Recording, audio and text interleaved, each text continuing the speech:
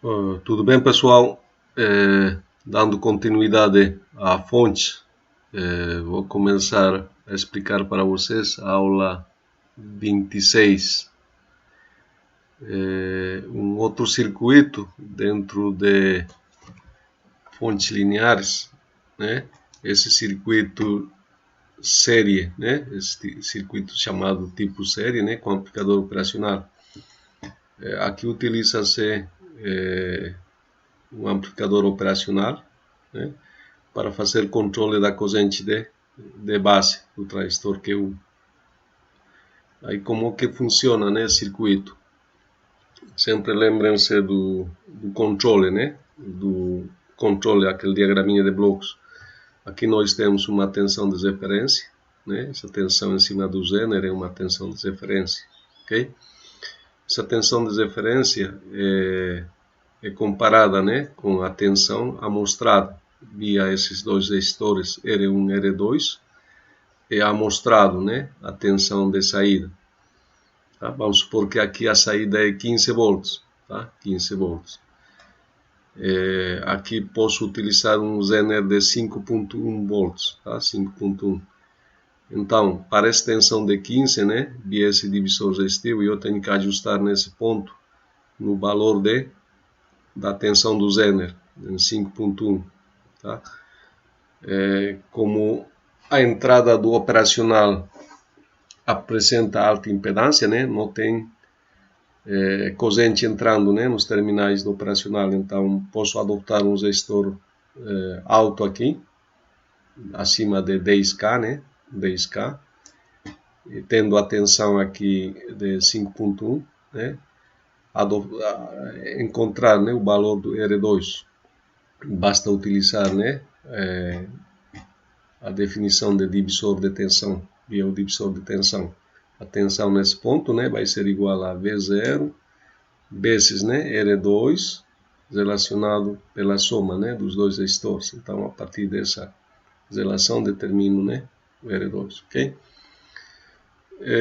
Bom, esse resistor R3 é necessário, né, para polarizar esse Zener. Então, eu tenho que polarizar adequadamente o Zener via esse resistor, né? Drena uma corrente, né? Então, aqueles critérios já adotados, né? Adotar máximo 20% da corrente máxima, né, do Zener, tá? Então, vai drenar uma corrente, ok? Agora, uma questão que é importante ressaltar, né, que a tensão de saída, ele está amarrado à tensão de polarização desse operacional, tá? Se eu tenho, né, aqui polarizado com mais 15, né, por exemplo, mais 15, esse ponto GND, né, alimentação, não precisa alimentação negativa neste caso, tá? Pode ser aterrado, né? Então, máximo posso ter aqui na saída 15 volts, tá? Então, a tensão de saída depende muito da tensão de alimentação desse amplificador operacional, ok? Então, esse amplificador operacional, né, faz a função a gente fala de compensador, né? Compensador.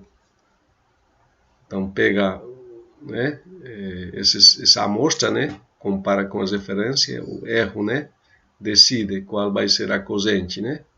O erro de medição decide qual vai ser a corrente de base, né, do transistor, ok? Aqui temos a expressão da tensão de saída. Aqui, analisando um pouco o circuito, ele se comporta como se fosse um amplificador do tipo no inversor, né? Que é a equação do no inversor, tá? Se a gente esquece a tensão dessa queda de tensão, né, nessa junção, então aqui seria um amplificador do tipo no inversor, ok? Agora vem os critérios, né? Acho que para projetar precisa critérios, tá? De projeto. Como já expliquei para vocês, né? Esse resistor, né, pode ser acima de 10K, adotar acima de 10K.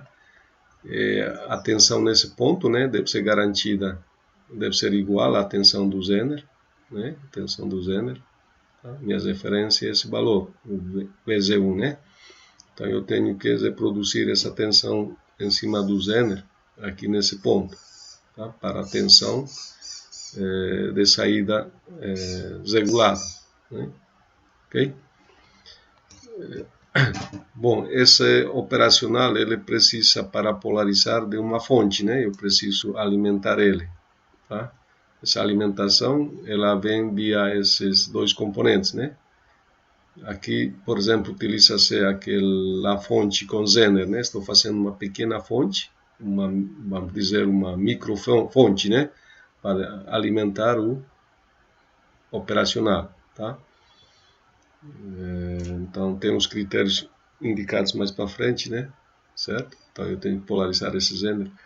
De preferência, né, utilizar Zeners de meio watt só. Aqui é recomendado usar de meio watt, não usar Zeners de 1 watt, tá? Para não drenar muita corrente de polarização, né, desses diodos Zener, ok? Aqui não tem muita diferença, né? Se aqui, por exemplo, é 5 volts, né, e aqui é 20, então em cima dos terminais do Q1 vai aparecer 15, né, 15 volts, tá? A corrente de base IBQ1, né? Esse ponto de operação do Q1 é definido via as curvas, né? Usando aquelas curvas características do TBJ, né? Q1, determina-se esses valores, tá?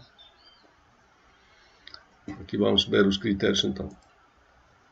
Aqui eu tenho, né? Sempre qualquer fonte, né?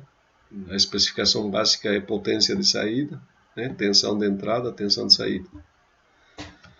A corrente no terminal coletor do Q1, né, vai ser igual à corrente de saída, né? Toda a corrente que vai para a saída circula pelo coletor, tá? A tensão máxima, né, coletor emissor, sempre vai ser maior ou igual a BI, né? Devemos comprar, né, um TBJ que apresente essa tensão, né, acima dessa tensão, tá? Aqui temos a corrente mínima, né, que precisa o operacional, está relacionado com a corrente operacional, tá? Por exemplo, esse I0 bias, né, é a corrente de consumo interno do amplificador operacional, cujo valor deve ser tirado, né, do catálogo do amplificador operacional. Então, esse valor fica na casa, acho que em torno de 1 mA mais ou menos, né? Esse I0 bias, tá? Que deve aparecer aqui no circuito. Esse, né? Circuitinho aqui. Na verdade, toda a corrente que vai para a base, né? Vai circular, vai entrar por esse pino, tá? Esse I0P é a corrente, né? Que ingressa, né? No operacional, né? Então essa corrente vai circular pela base, né? Então essa corrente I0P ele está relacionado com a corrente de base, tá? Corrente de base, né? Vamos ver aqui. Aqui tá certo. Então temos a corrente de base que é definido, né, a partir do ponto de operação do transistor Q1, certo? E esse I0 bias, né, seria o consumo interno, né, o consumo interno do operacional, tá? Que assume-se em torno de 1 mili mais ou menos. Por acaso, dê uma olhada aí no catálogo, tá? Como indica aqui, né, o material.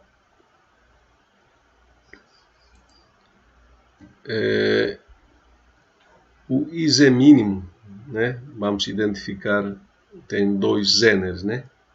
No circuito temos Zener Z1 e temos o Zener Z2, né? Temos dois Zeners. Então, de qual deles estamos falando, né? Então, nós temos o IZ1 mínimo, né? Assume-se 0,2 e Z1 máximo. Esse IZ1 máximo, né, está relacionado com a potência do Zener e a tensão do Zener, tá? Então, em princípio, né, adopta-se Zeners de meio watt, tá? Não adoptar Zeners, não escolher Zeners de 1 watt, tá? IR3, né, a corrente pelo IR3 vai ser igual a IZ1 mínimo, né? Essa corrente aqui. Tá? Então, BR3, né, vai ser BI menos a tensão do Zener, né? A tensão de entrada menos a tensão do Zener. Então, tendo a corrente e a tensão, determina-se o R3. Tá? Né? Agora vamos para o Zener Z2. Né? No Z2, a corrente, né, também deve ser 20% do valor máximo. Né? Tá? Então, aqui esse IZ2 máximo é igual a potência, né, sobre a tensão. Potência sobre a tensão.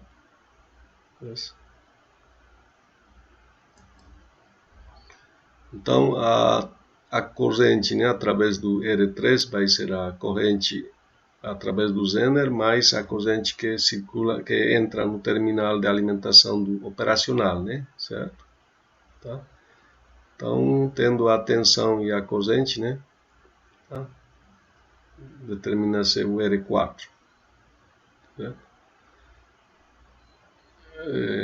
Agora, é importante destacar, né, que a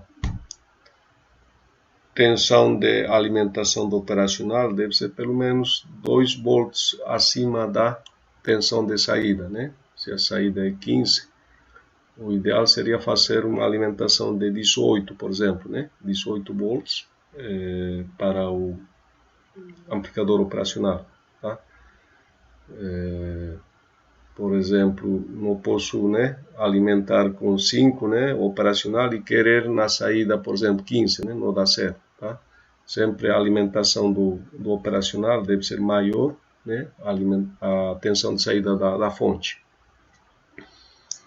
Aqui R1, né, R1 aquele divisor resistivo, né, foi adotado 10K, né, R1 10K, e R2 foi determinado, né, a definição de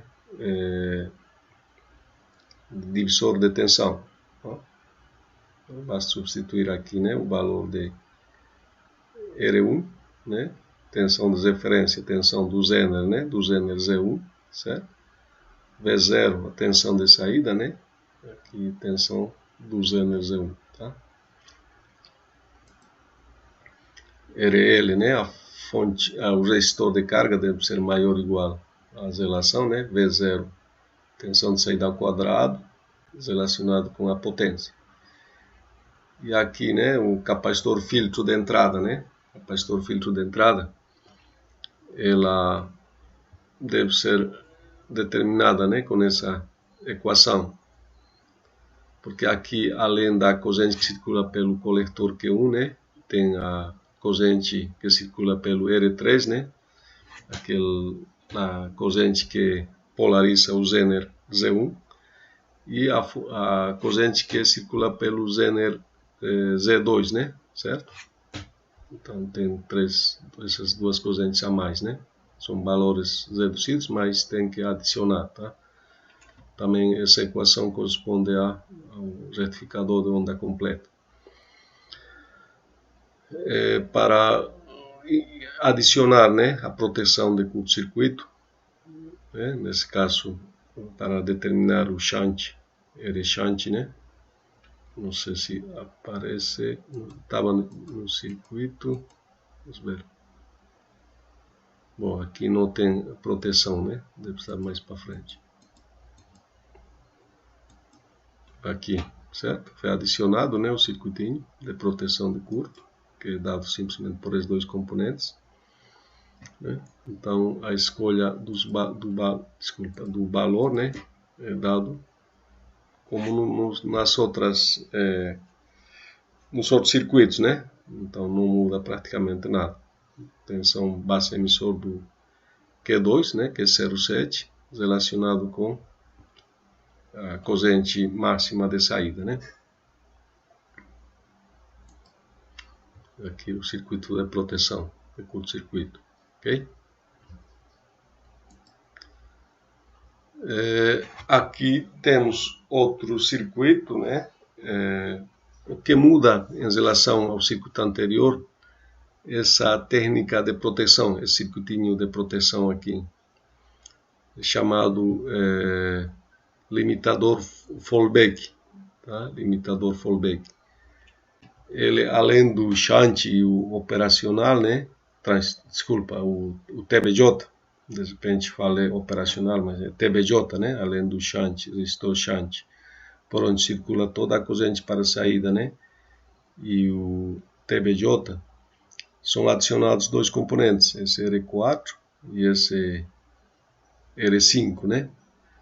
Então, aqui a ideia continua sendo a mesma, né? Desviar a corrente de base do transistor Q1. Né? Esse desvio é feito via esse transistor Q2. Tá? Né? A corrente vem por aqui. Então, para que esse transistor polarize, né? É necessário que a tensão entre base e emissor fique próximo ou igual a 0,7, né? 0,7. Então tem a tensão, né, em cima do shunt e vai ter a tensão em cima desse R4, né? Então tem um laço formado aqui, tá? Tem um laço, ok? Então tem os critérios, né, para projetar esse circuito de proteção chamado um limitador fallback, tá? Eu vou mostrar mais para frente como que se comporta com esse tipo de limitação, né? Quando acontece tipo um curto-circuito, ok? O resto do circuito é dimensionado de maneira similar, né? Como já foi explicado anteriormente, né? Esse divisor resistivo serve para mostrar, né, a tensão de saída, né? Para comparar com a tensão do Zener e demais. Então, o que difere do anterior simplesmente é esse circuitinho de proteção. Vamos ver os critérios.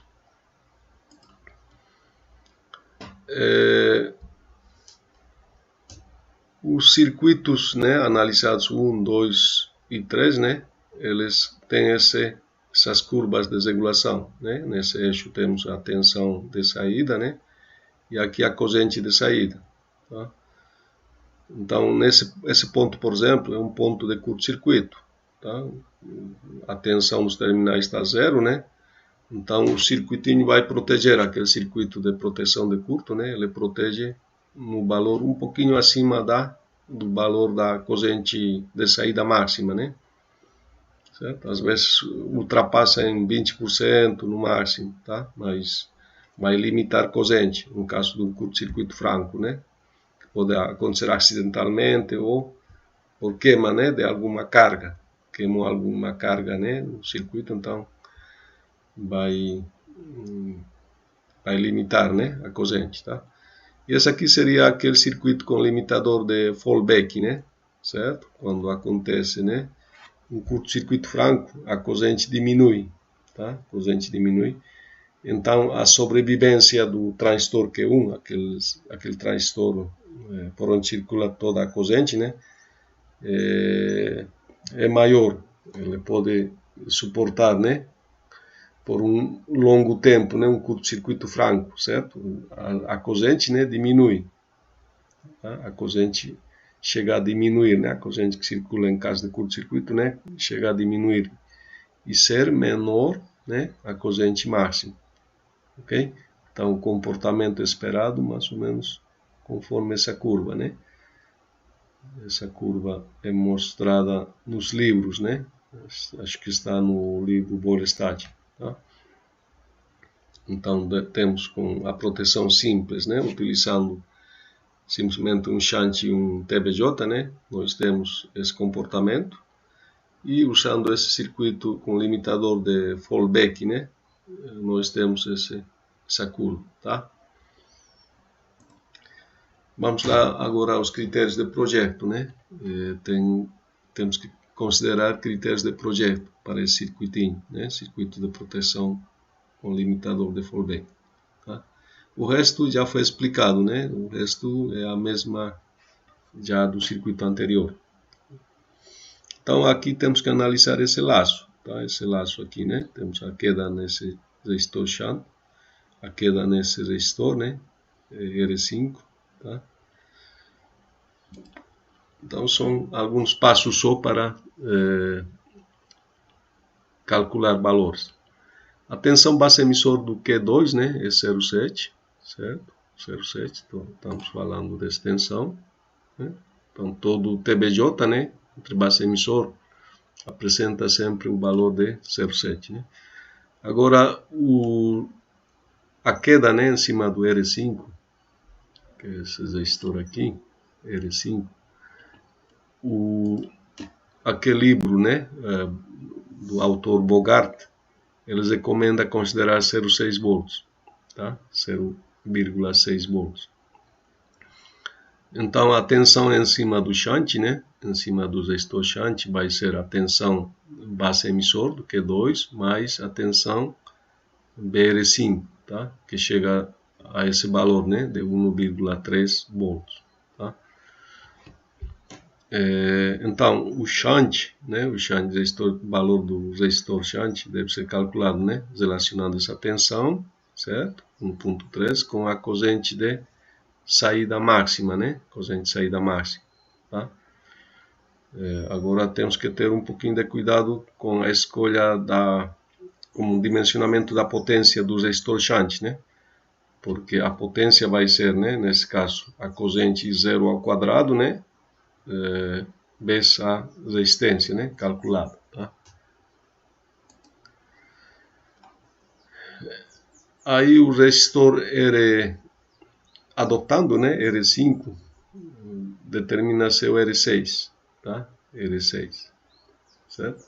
Então a tensão em cima do R6 é dado por essa equação, tá? Dado por essa equação, certo?